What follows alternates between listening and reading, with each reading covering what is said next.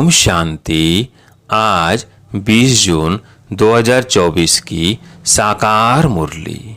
आज बाबा ने कहा, मीठे बच्चे, अब चने मुट्ठी के पीछे अपना समय बर्बाद नहीं करो। अब बाप के मददगार बन बाप का नाम भाला करो।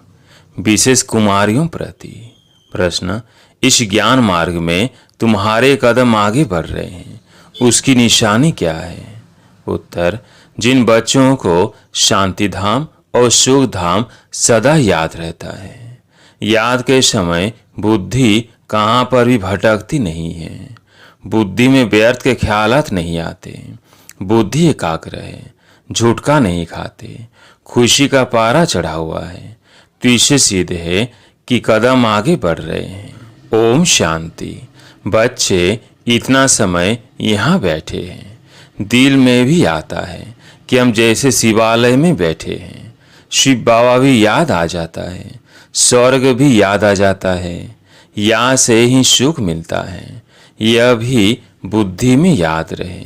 हम शिवालय में बैठे हैं तो भी खुशी होगी। जाना तो आखिरी सभी को शिवालय में है। शांति धाम में कोई को बैठ नहीं जाना है। वास्तव में शांति धाम को भी शिवालय कहेंगे, सुख धाम को भी शिवालय कहेंगे। दोनों स्थापन करते हैं। तुम बच्चों को याद भी दोनों को करना है। वो शिवालय है शांति के लिए और वो शिवालय है सुख के लिए। यह है दुख धाम। अभी तुम संगम पर बैठे हो। शांति धाम और सुख धाम के सिवाय और किसकी भी याद नहीं होनी चाहिए। भले कहाँ भी बैठे हो, धंधे आदि में बैठे हो, तो भी बुद्धि में दोनों शिवालय याद आने चाहिए। दुख धाम भूल जाना है। बच्चे जानते हैं यह वैशालय दुख धाम अब खत्म हो जाना है। यहाँ बैठे तुम बच्चों को झुटका आदि भी नहीं आना चाहिए। बहुतों की बुद्धि कहाँ कहाँ और तरफ चली जाती है। माया के विघ्न पड़ते हैं। तुम बच्चों को बाप घड़ी घड़ी कहते हैं। बच्चे, मन मना भव। भिन्न भिन्न प्रकार की युक्तियां भी बतलाते हैं। यहाँ बैठे हो, बुद्धि में यह याद करो कि हम पहले शांति धाम शिवालय में जाएंगे, फिर सुख धाम में आएंगे।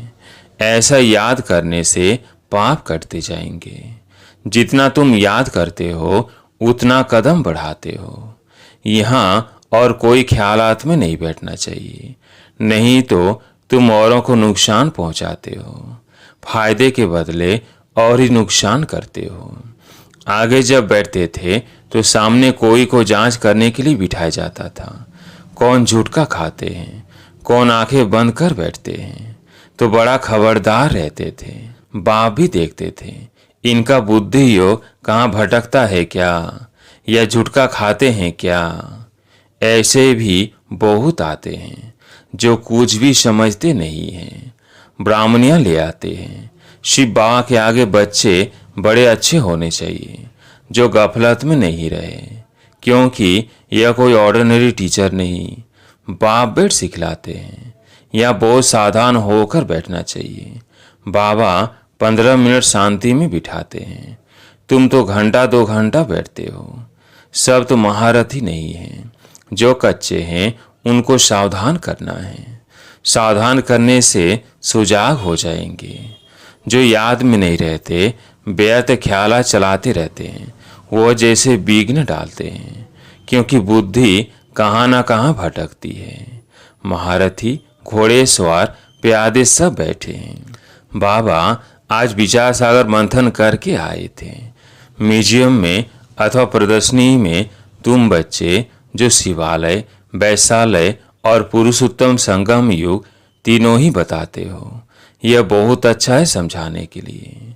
यह चित्र बहुत बड़े बड़े बनाने चाहिए।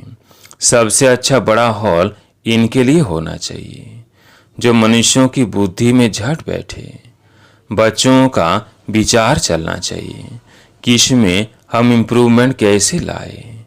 पुरुषोत्तम संगम युग बहुत अच्छा बनाना चाहिए। उससे मनुष्यों को बहुत अच्छी समझाने मिल सकती है। तपस्या में भी तुम 5 से 6 को बिठाते हो, परंतु नहीं, 10 से 15 को तपस्या में बिठाना चाहिए। बड़े बड़े चित्र बनाकर क्लियर अक्षर में लिखना चाहिए। तुम इतना समझाते हो फिर भी समझते थोड़ी है। तुम मेहनत करते हो समझाने के लिए, पत्थर बुद्धि है ना। तो जितना हो सके अच्छी रीति समझाना चाहिए। जो सर्विस में रहते हैं उन्हों को सर्विस बढ़ाने का ख्याल करना है। प्रोजेक्टर प्रदर्शनी में इतना मज़ा नहीं है जितना म्यूजियम में। प्रोजेक्टर से तो कुछ भी समझते नहीं। सबसे अच्छा है म्यूजियम, भले छोटा हो। एक कमरे में तो यह शिवालय, वैशालय और पुरुषोत्तम संगम युग का सीन हो। समझाने में बड़ी विशाल बुद्धि चाहिए। बेहद का बाप, बेहद का टीचर आए हैं तो बैठ थोड़ी जाएंगे कि बच्चे MA BA पास कर ले। बाप बैठा थोड़ी रहेगा, थोड़े टाइम में चला जाएगा। बाकी थोड़ा समय है तो भी जागते नहीं।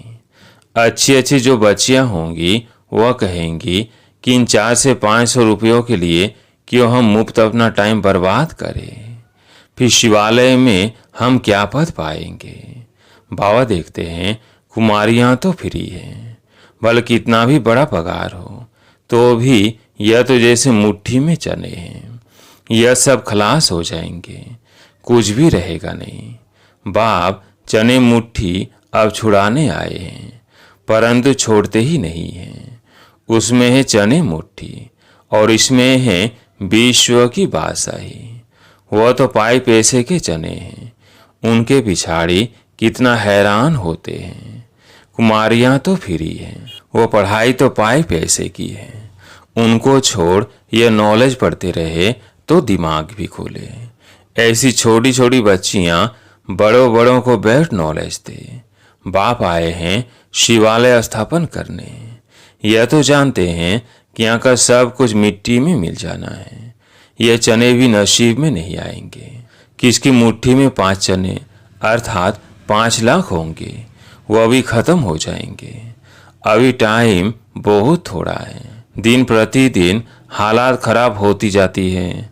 अचानक आफतें आ जाती हैं। मौत भी अचानक होते रहते हैं। मुट्ठी में चने होते ही प्राण निकल जाते हैं। तो मनुष्यों को इस बंदरपने से छुड़ाना है। सिर्फ म्यूजियम देख खुश नहीं होना है, कमाल कर दिखाना है। मनुष्यों को सुधारना है। बाप तुम बच्चों को विश्व की बादशाही दे रहे हैं। बाकी तो भूरा यानी चना भी किसको नसीब में नहीं आएगा, सब खत्म हो जाएंगे।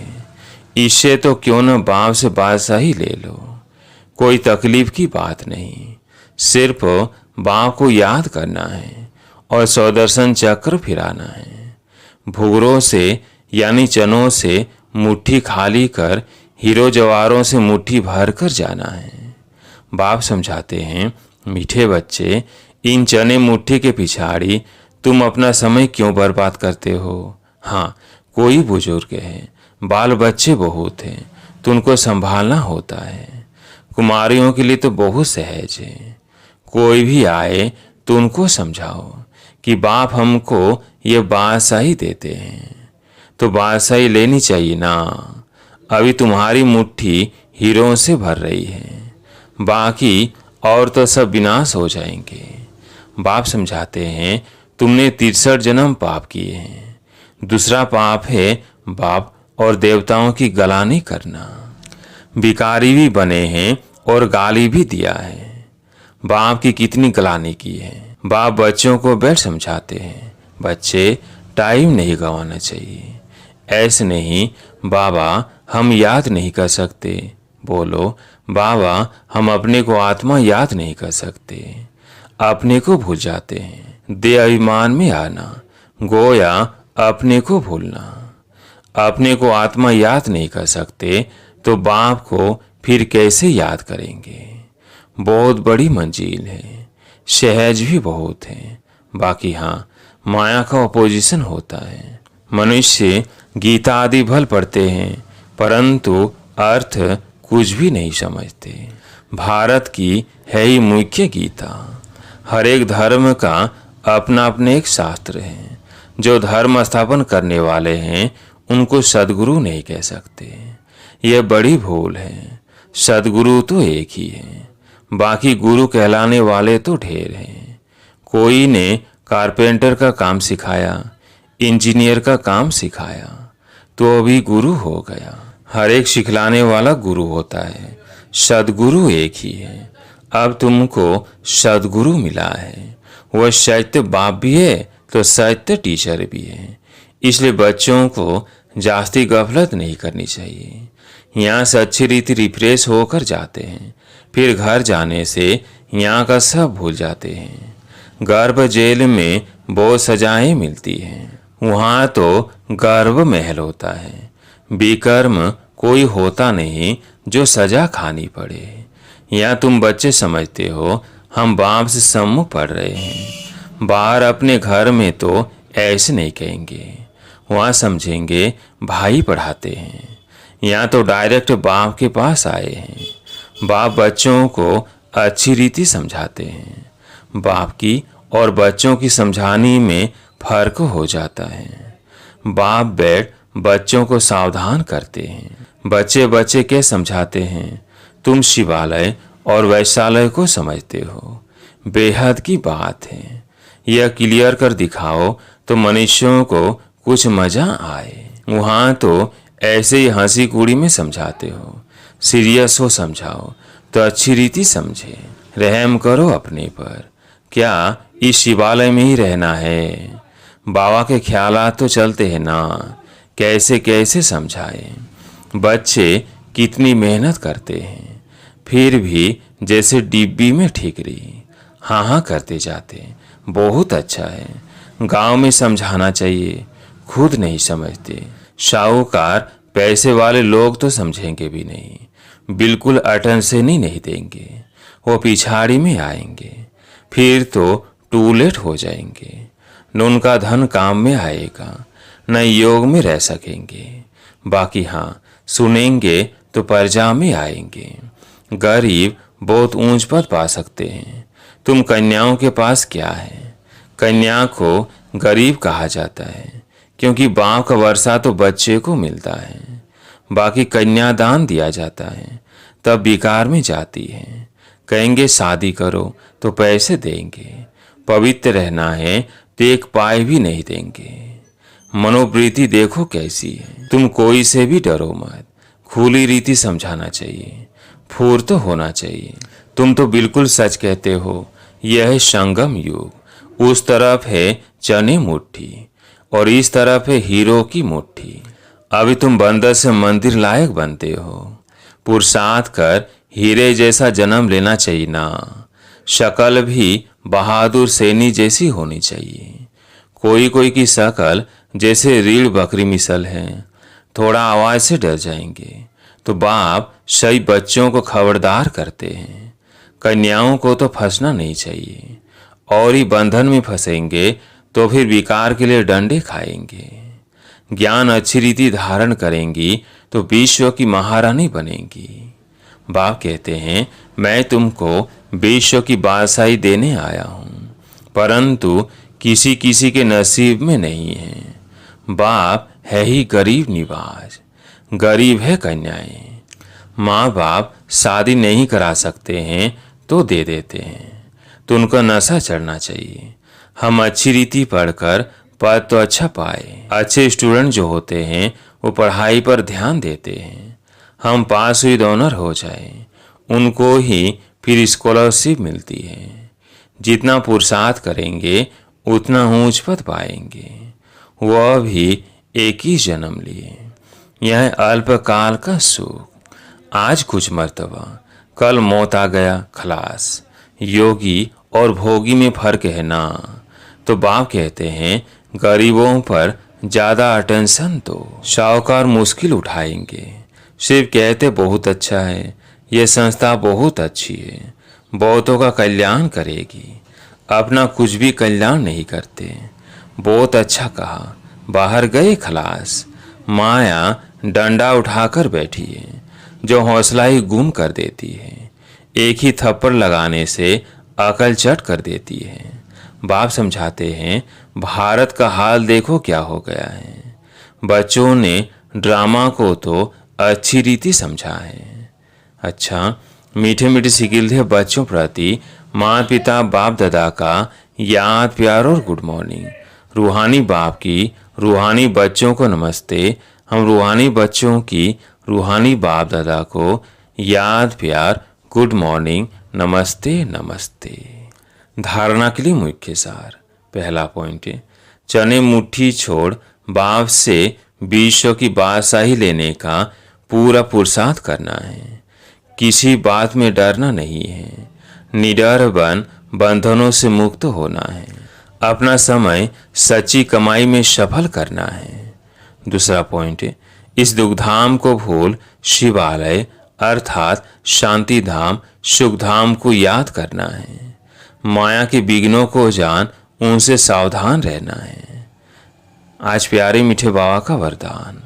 गीता का पाठ पढ़ने और पढ़ाने वाले नष्टो मोह स्मृति स्वरूप भव। गीता का पाठ पढ़ने और पढ़ाने वाले नष्टो मोह स्मृति स्वरूप भव। गीता ज्ञान का पहला पाठ है अशरीरी आत्मा बनो और अंतिम पाठ है नष्टो मोह स्मृति स्वरूप बनो। पहला पाठ है विधि और अंतिम पाठ है विधि से सिद्धि। तो हर समय पहले स्वयं यह पाठ पढ़ो, फिर औरों को पढ़ाओ। ऐसा श्रेष्ठ कर्म करके दिखाओ जो आपके श्रेष्ठ कर्मों को देख अनेक आत्माएं श्रेष्ठ कर्म करके अपने भाग्य की रेखा श्रेष्ठ बना सके। स्लोगन, परमात्म स्नेह में समाये रहो तो मेहनत से मुक्त हो जाएंगे। परमात्म स्नेह में समाये रहो तो मेहनत से मुक्त हो जाएंगे। अच्छा, ओम शांति।